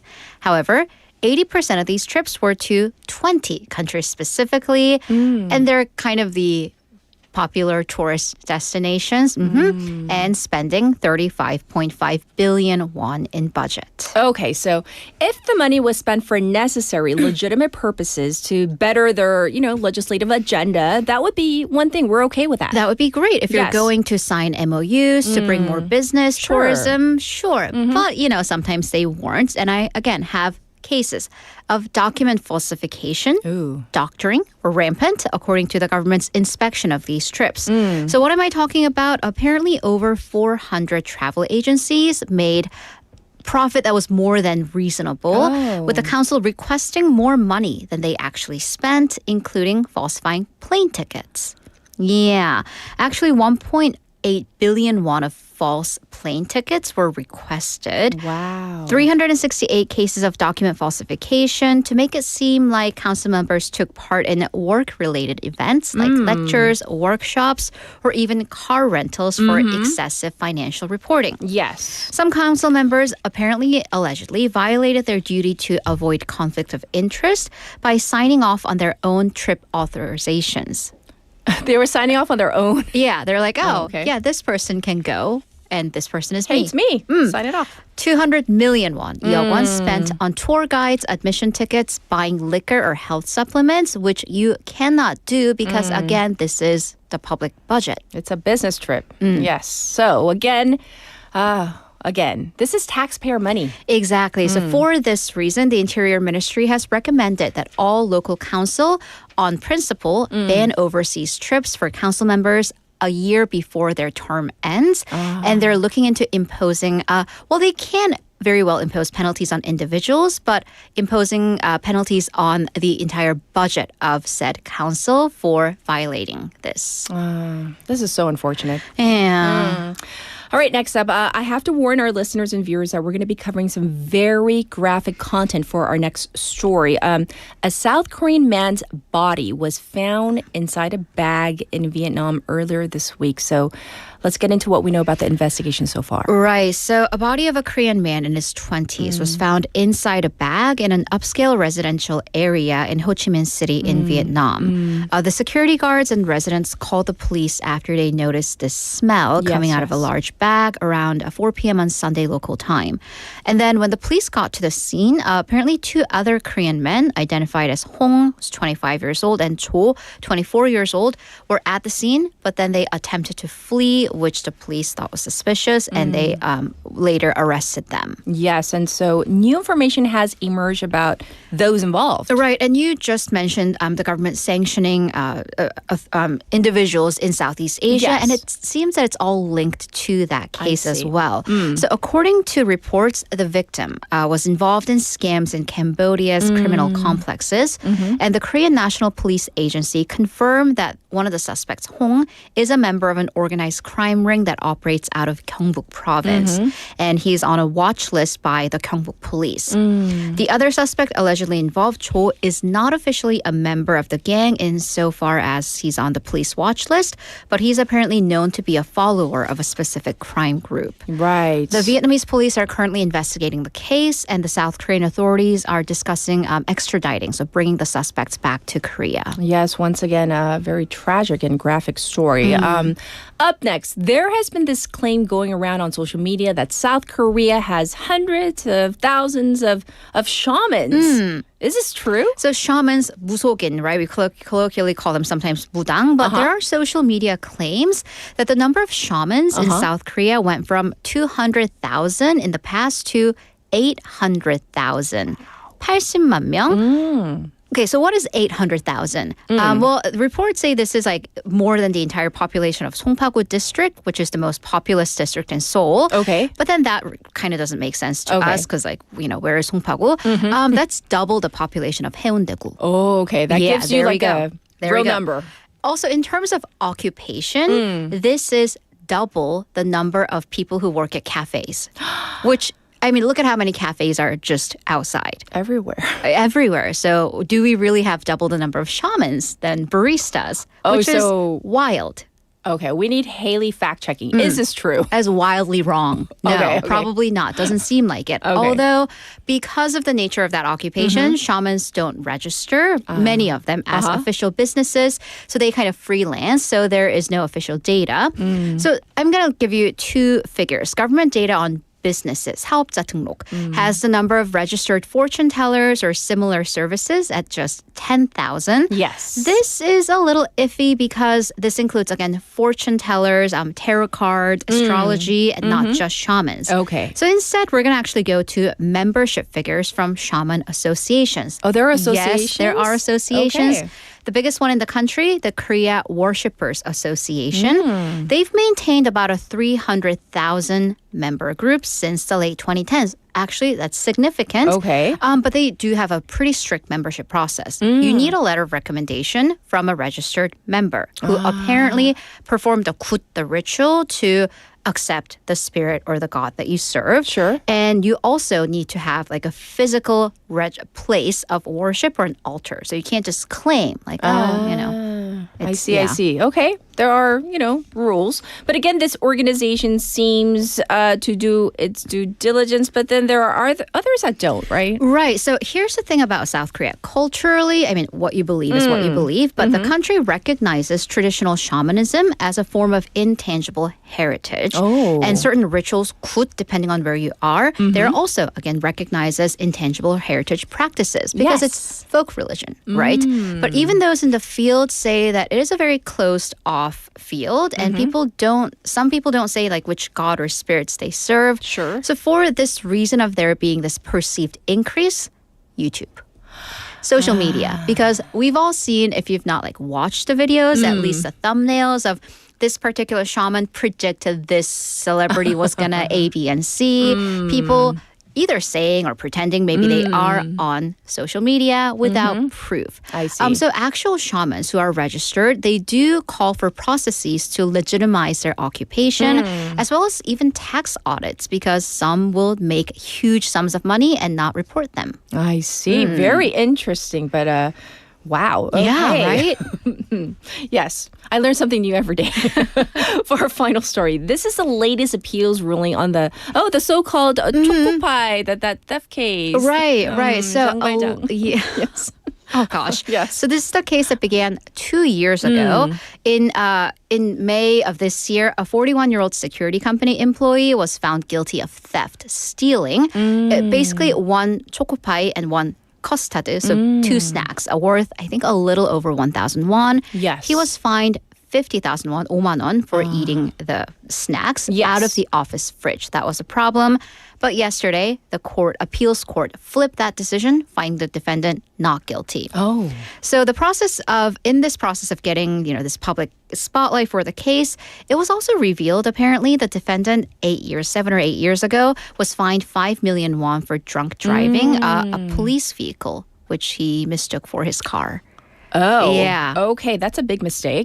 So what evidence or argument led to the court flipping the ruling? Right, so the court said from the investigation stage, they've received written statements from 39 employees. And basically, the delivery workers told security company workers they can eat the snacks out of the office if they wanted to. So before this incident, there was never really a problem. Therefore, given the situation, the court said it's hard to see that the defendant had intention of theft. 절도의 고의가 있다고 보기 힘들다.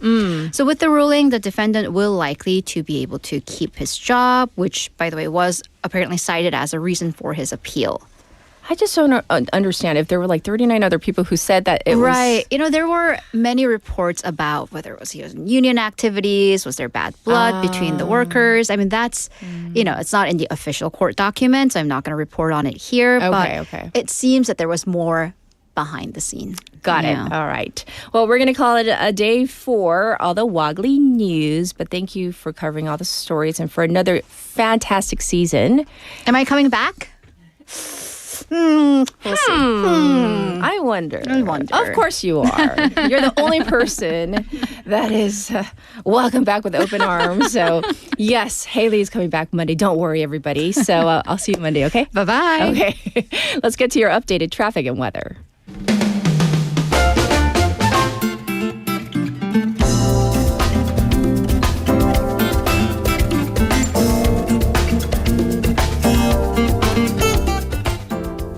It's now 8:15. It's your traffic update. There's an accident on 중앙대로 from Busan Station to Busan Post Office intersection.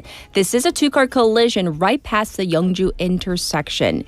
And next up, there is a single-car accident on Taejongno from Yeongdo-gu District Office to Cheongak Market direction. It is being cleared up right now, but there is backup ensuing both directions. There's congestion on the Gwangan Bridge, that top portion, and it's backed up on Mandakdero from the Sukdong intersection to Deokcheon intersection. As for the weather, it's 5 degrees. It's chilly. Clear skies, it's going to go up to just 11 today. It is chilly nationwide, and so the wind chill factor bringing the real field temperatures down. Looking ahead to tomorrow, a low of 2, a high of 14, and on Sunday it will warm up. A low of 11 is forecast with a high of 18. This was your traffic and weather.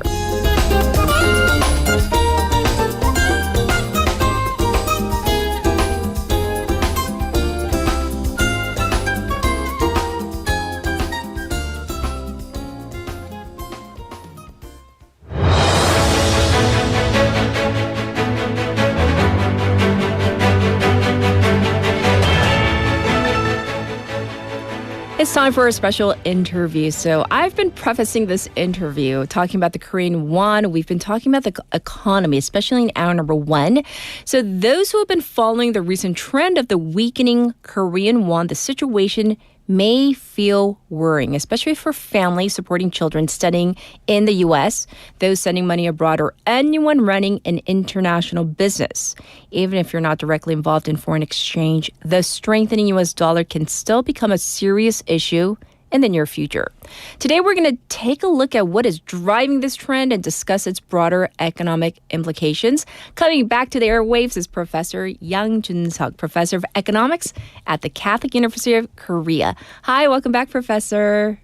Good morning. Yes. So let's talk about the exchange rate. It is now not quite there, but we're talking about in the upper range of 1,400 won, maybe approaching 1,500 won to the dollar. So what exactly does this number represent, and how serious is this? Okay, well, people are fairly nervous about the current exchange rate because the won has been higher than 1,400 won only 4 times. The first was during 1997-98 Asia financial crisis. The second time was 2008-2009 global financial crisis. The third time was in 2022 when U.S. was raising its interest rate to fight high inflation. That was right after the corona pandemic. And then the fourth time was 2024 to early 2025 when there was the declaration of martial law. Now, the reason it seems fairly serious this year is that, well, up to the early 2025, we had a high exchange rate over 1,400 because of the martial law, and then it fell. So we thought that was over. Yes. And then it hit about the low of 1,350 in July, and then it started rising again and fairly quickly. So now we're almost 1,500 in about 4 months since then. Because this is the first time perhaps that we had more than 1,400 at both ends of the year, basically. Right. So the average has for the year has come out really fairly high. It's even higher than 1998 financial crisis when we were in the middle of the currency crisis. So that has people very nervous. But I should emphasize that the reason for this particular round of higher exchange rate may be somewhat different. If you look at how the rate became higher since July, well, what set it off this time? The other times that I mentioned, it's money going out of Korea because foreigners are withdrawing money from Korea, either because of currency crisis or because they're coming out of the stock market and they want to repatriate that money back into their own country, and you have to exchange it to dollar for that. This time, the drive seems to be led by Korean investors investing abroad, especially in foreign stocks. So it was mostly the new factor here are individual Korean investors, so-called 서학개미. And apparently this year they've invested more than 100 trillion won abroad, partially because they don't find the domestic market all that attractive, and I think partially, in large part actually, because the U.S. stock market is experiencing a AI boom, so they've seen the S&P 500 and other stock indices hit historical highs. Yes. So you have a lot of money going out of Korea. Now, Korea had its own stock rally as well, so foreigners are putting money into Korea, but these individual investors were putting money in the United States faster than Americans and other foreigners are putting their money into Korea.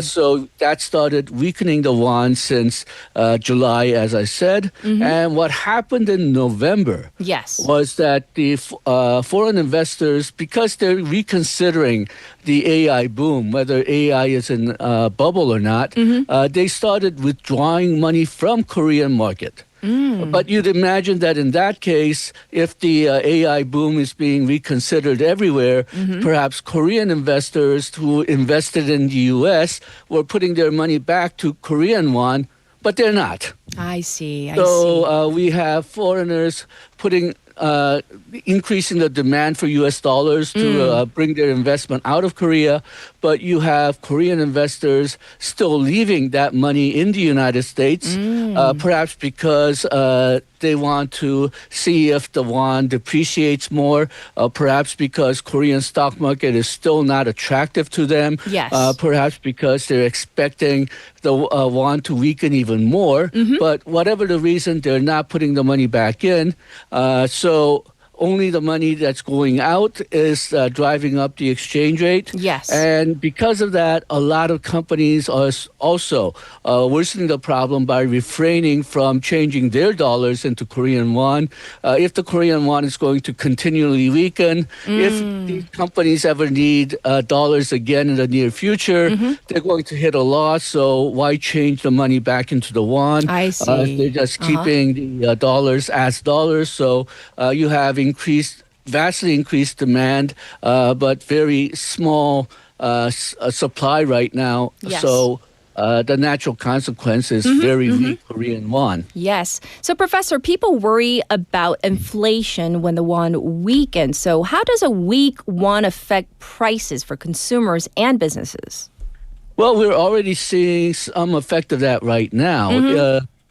Usually, depending on the goods that you buy, the inflation from higher exchange rate has a time lag. And what we see already is, well, you've seen the prices at the gasoline pumps going up. But if you see the global price of oil, it's actually very low right now. About $55 per barrel if you're talking about West Texas Intermediate. And it's been... Well, there's usually, as always, ups and downs, but on general, the oil prices have been falling from summer. And in Korea, oil prices have been rising in the last few months. So that's entirely due to exchange rates. Now, you expect the higher exchange rate to hit things that are consumed fairly quickly, imported from abroad. So it's probably going to be, it probably already hit fresh food. You'll have to see this month's figures when it comes out. It probably hit imported fresh food already. It'll probably impact imported processed foods in the very near future. So it's things that comes in cans and such, frozen foods. And then it'll take a while, probably a few months, but it'll hit the manufactured goods prices as well because Korea now imports a lot of intermediate parts, and those prices of those intermediate parts are going to go up in terms of won because of the exchange rate. But as I said, these things act with a time lag because you usually contract for these goods far out into the future. And for manufactured goods, you're importing parts, but a lot of the parts are still made in Korea, so that's going to be somewhat alleviated because of the prices of domestic parts are calculated in the won. Yes. Like I said, things will hit with a time lag. The bad news is that even if the exchange rate returns to what we think of as normal, we'll probably have some of the long lingering after effects as well. The prices that went up first are probably going to go down faster, but we will still see some time-lagged effect from the exchange rate, even if it just magically goes down today. Yes. And so the government and the Bank of Korea have introduced various measures to stabilize the currency. In your opinion, Professor, how effective has this been? Not much. You can see that in the exchange rates. Right. Now, the first step is what we call a verbal intervention or jawboning.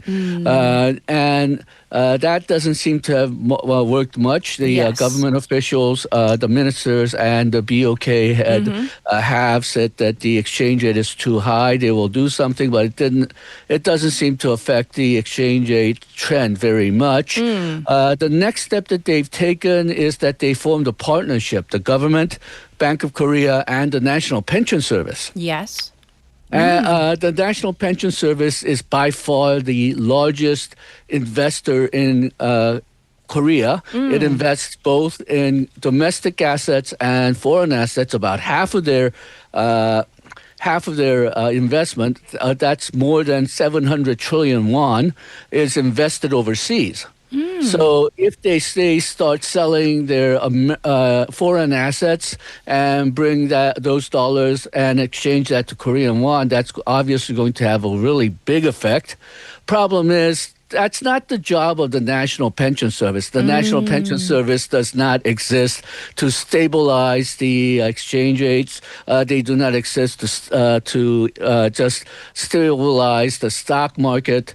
They exist because they want to make a lot of profit so that we will have enough funds to fund the pension service in the future. Yes. So at best, this could be a temporary solution, but pension service, because people recognize this danger, and as you know, the pension service has been in the news a lot over the last 2 years because we know that they're going to run out of money in about 2 decades.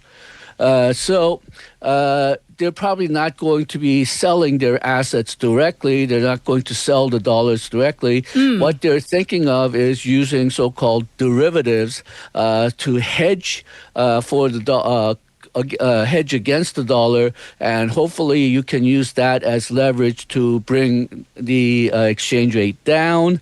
That will be less effective than selling the dollars directly, but this is sort of seen as a fairly good compromise. Yes. But we don't quite know yet exactly what the government, BOK, and the pension service will do. Like I said, we know that they'll probably not sell dollar assets directly or sell the dollars directly in the Korean currency market. They will use derivatives. They will use a hedging strategy to try to get the exchange rate down. But for both, perhaps because they don't have a Professor, plan I'm sorry, yet. we're running out of time, so we're going to have to wrap up. I'm so sorry to cut you off. So no problem. Right. So we're going to have to wrap up our interview for today, but we always thank you for your expert opinion and, of course, your insight into everything and anything into our economy. So thank you for joining us today. We're out of time right now. Thank you. All right. This was Professor Yang Chun-seok, and this was our interview regarding the Korean won, and he went into the details of why it's weakening and also other details about the Korean economy as well. We're going to take a song break. This is Fake Love by BTS.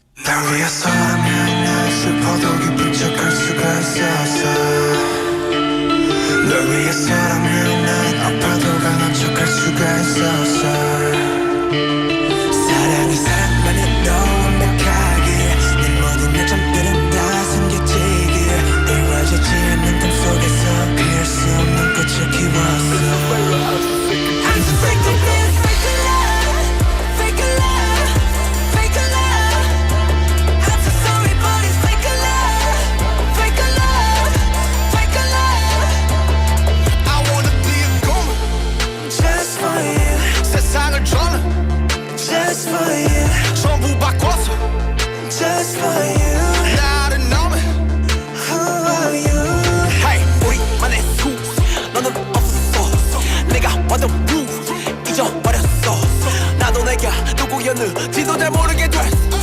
널 다 뒤걸려봐 너는 대체 누구래 위에서라면 난 슬퍼도 기쁜 척할 수가 있었어 널 위해서라면 난 아파도 강한 척할 수가 있었어 사랑의 사랑만을 너무 완벽하게 내 모든 이점들은 다 숨겨지게 이루어지지 않는 꿈속에서 피울 수 없는 꽃을 키웠어 Like you're so bad, like you're so bad 날 위해 예쁜 거짓을 빚어내 Love you so mad, love you so mad 널 지원해 그냥 이대로 해 Like you're so bad, like you're so bad 날 위해 예쁜 거짓을 빚어내 Love you so mad, love you so mad 널 지원해 그냥 이대로 해 I'm so sick of this fake love, fake love, fake love I'm so sorry but it's fake love, fake love, fake love Why you stop? I don't know 난 몰라 웃어봐 사랑해 말해봐 나를 봐 나조차 또 버린 나 너조차 이해할 수 없는 나 낯설다 하는 네가 좋아하던 나를 변한 내가 아니라 하는 예전에 네가 잘 알고 있던 내가 하는 게 뭐가 난 눈멀었어 사랑은 뭐가 사랑 It's so fake love Ooh, I don't know, I don't know, I don't know why Ooh, 나도 날 모르겠어 Ooh, I just know, I just know, I just know why Cause it's a fake love, fake love, fake love And now you're so bad, now you're so bad 날 위해 예쁜 거짓을 빚어내 Now you're so mad, now you're so mad 날 지워놔 이런 이대로 해 And now you're so bad, now you're so bad 날 위해 예쁜 거짓을 빚어내 Now you're so mad, now you're so mad 날 지워놔 이런 이대로 해 I'm so sick of this fake love, fake love, fake love I'm so sorry but it's fake love, fake love, fake love 널 위해서라면 난 슬퍼도 기쁜 척할 수가 있었어 널 위해서라면 난 아파도 강한 척할 수가 있었어 사랑이 사랑만으로 완벽하게 내 모든 약점들은 다 숨겨지기에 이루어지지 않는 꿈속에서 피울 수 없는 꽃을 키웠어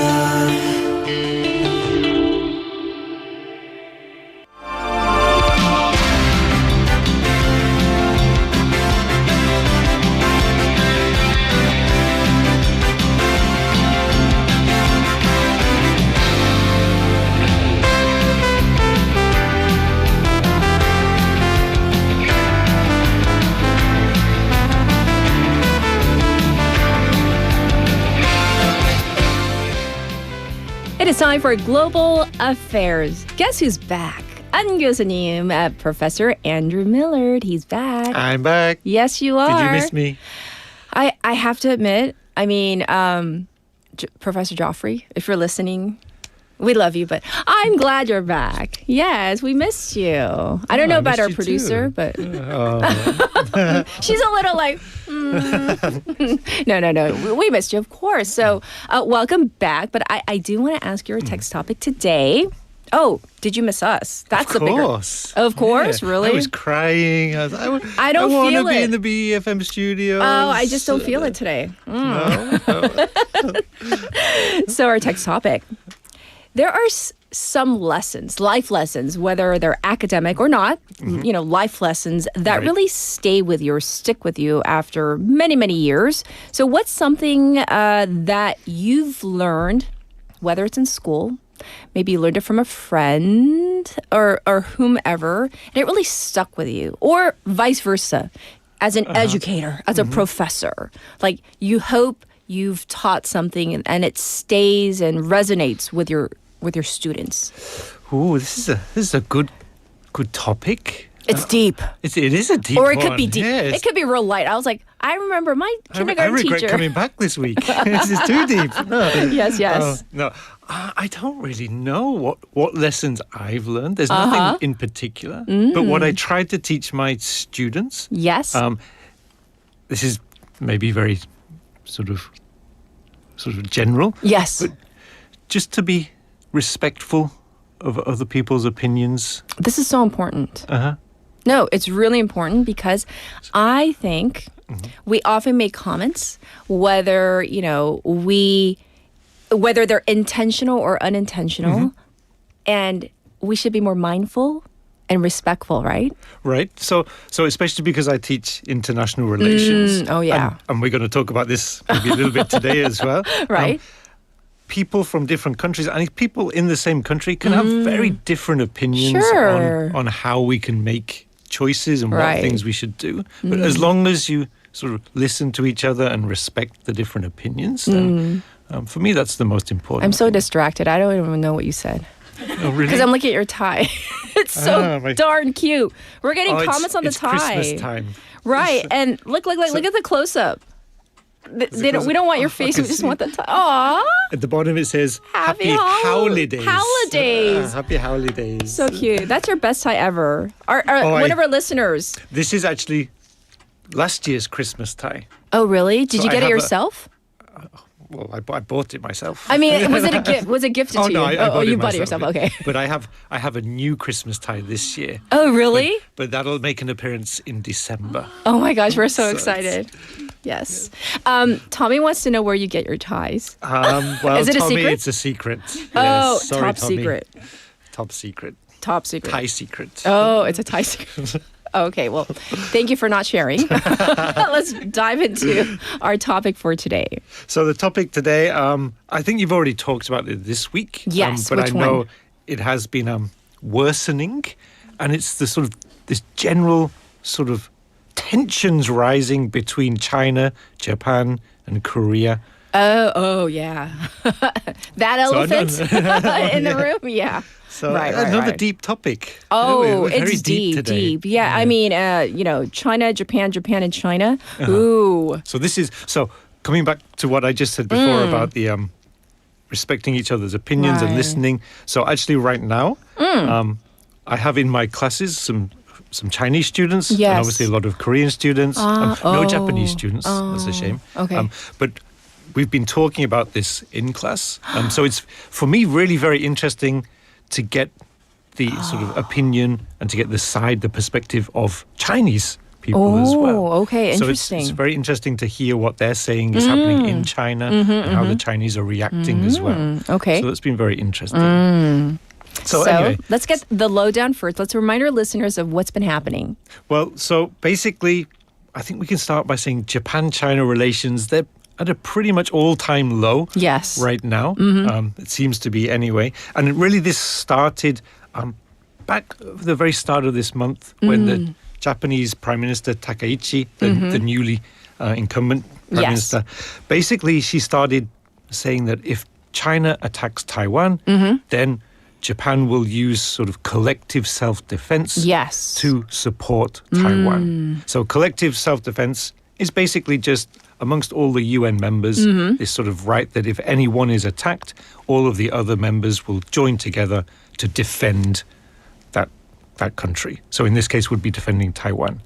However, but the problem is Taiwan is not a UN member. Exactly. So that's an issue. Yes. I mean, that is an issue, but I think generally people would get over that. What is the issue? And I think this is really why China is so angry about this, because officially Japan and also South Korea, they follow what's known as the One China policy. That's right. Which basically means they support the idea that mainland China, so Beijing, they control all of China, and any decisions that the Chinese government make about China, they should respect those decisions, which includes also whatever China decides about Taiwan. From China's perspective, yes. From China's perspective. Yes. So when Takaichi said, oh no, we're going to defend Taiwan, this is going very much against that One China policy. Yes. And it's also seen to be very aggressive by Japan. So as we know, Japan since World War II has had this peaceful constitution. So Article 9 says that they're not allowed to have a military, that they renounce war. So again, Takaichi, she's very much linked with the former Prime Minister Abe. Yes. And Abe, he was also quite aggressive when he was Prime Minister. And he really pushed to try to, change Article 9 so that Japan could start building, excuse me. Yes. Sorry, a bit of cold. Oh, are you okay? Okay. No, I'm not. I'll struggle on. Okay. But so Abe was trying to sort of expand the military and sort of repeal Article 9, so move away from just the self-defense force. So I think China, and I think also other countries as well, see this move by Takaichi as sort of reigniting this Article 9 issue in Japan. Right. So again, for a lot of the neighboring countries, this is a very important issue. Sure. And so in terms of this Article 9, though, I mean, when we see it from Korea's perspective, too, I mean, it's a touchy issue. Oh, it's a very sensitive issue, for sure. Right. So again, this is why China's very against this, but also I think Korea, it has to be very careful how it approaches this, because also, and this is why it's so complicated. Right. Because now we also have Korea working with the US on this nuclear submarine, which we talked about in the past as well. So Korea has to sort of walk a bit of a tight line here. So has to sort of maintain those good relations with Japan, maybe try to persuade Takaichi to just tone it down a little bit. Yes. But also maintain good relations with China and, of course, try and maintain those good relations with the US. Right. So Have a sip of water. And so while you take a little drink, so thus far, Professor Millard, he's been talking about the fact that Japan and China, the relations have been at an all-time low, and he's been going over the reasons why, the sentiments, what Takaichi has said thus far, and I guess also in terms of the sensitivity of Article 9. But I mean, in China, so again, this is what I'm picking up also from my students. The Chinese, they're really taking this very far. There's been a lot of backlash. So there's a Japanese seafood boycott, which has just been renewed. There's really a very big anti-Japanese campaign from the Chinese. So tourists are being told not to go to Japan. That's right. Any tourists which had tickets, the companies that are refunding them. So I think this is very crazy. Yes. So really very strong anti-Japanese sentiment in China, but a little bit more worrying in Japan. Takaichi is very popular. So her popularity is remaining around 80%. So it's not just sort of a Chinese government, Japanese government issue. Right. It seems to be spilling over now into sort of the popular sentiment as well. And this can be very dangerous. Because right now, if her popularity is that high, 80% for any domestic poll, that's like really high. Right. So there might not be an incentive to kind of tone it down, as you said earlier, right? So there's basically no incentive for her. Yes. As long as she has her domestic popularity, support, then she's not really going to change. And wasn't there an announcement, was it yesterday or the day before, about this summit between South Korea, China, Japan, that summit? So there was supposed to be a trilateral summit. That's no longer taking place. So because of this. Right. That's how major this is. It is. This little brouhaha it's really going growing on. very strong.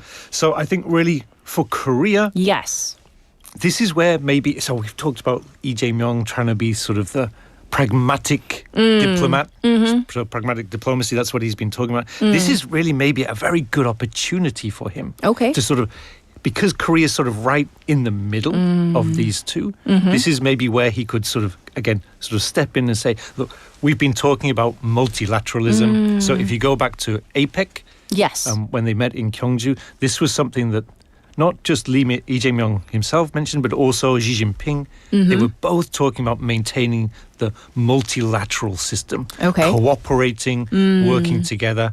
So especially China, when they had their meeting, was talking about the different ways like AI, green energy, and so on, that Korea and China can work together. But on the opposite side, also Lee Jae-myung met Takaichi, and they were talking about their great relationship and how Korea and Japan basically same backyard and all of the positive cooperation they can have. So it's very complicated. And then, of course, we throw in the US in the mix as well. So again, Korea really needs to sort of say, how can we solve this problem? Right. And like, mediator. I feel like sometimes between, in situations where like Korea is between a rock and a hard place, whether it's like between the US and China, and then now it's like China and Japan. Right. Right. It's like, in this situation again. Right. How does Korea walk that fine tightrope, that fine line? It's really going to be very tricky. I mean, to be honest, we've been seeing Korea slightly moving towards the US in the past couple of months.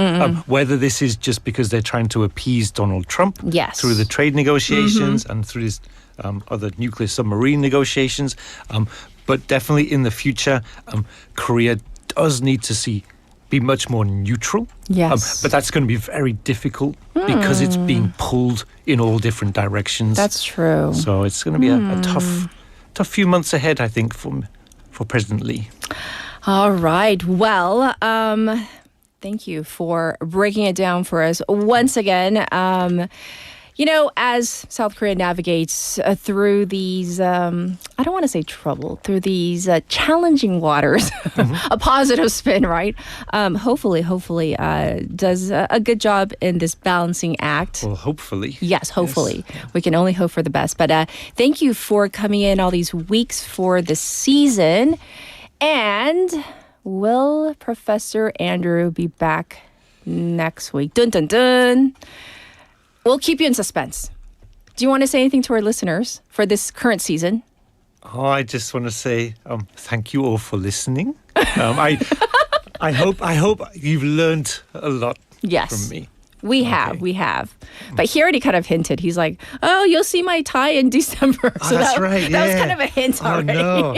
Just in case I you gave it missed away. it. Oh, darn. Oh, okay. So maybe the secret is out. But yeah, he'll be back next week. But thank you once again. And I'll see you next week. See you next week. All right.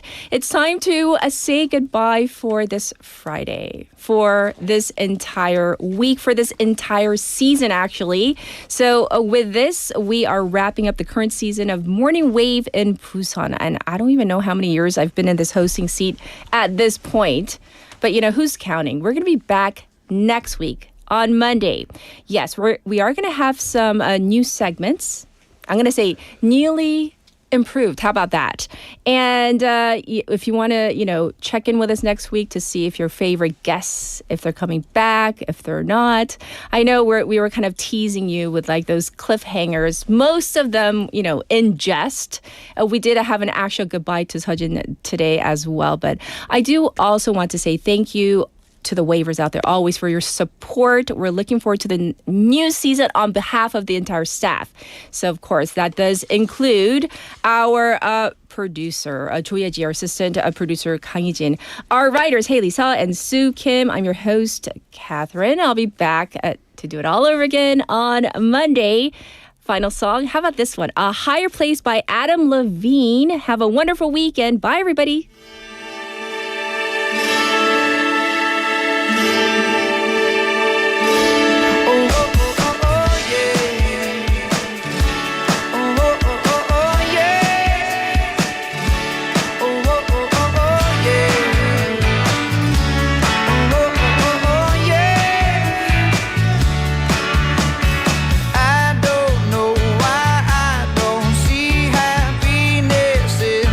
Town.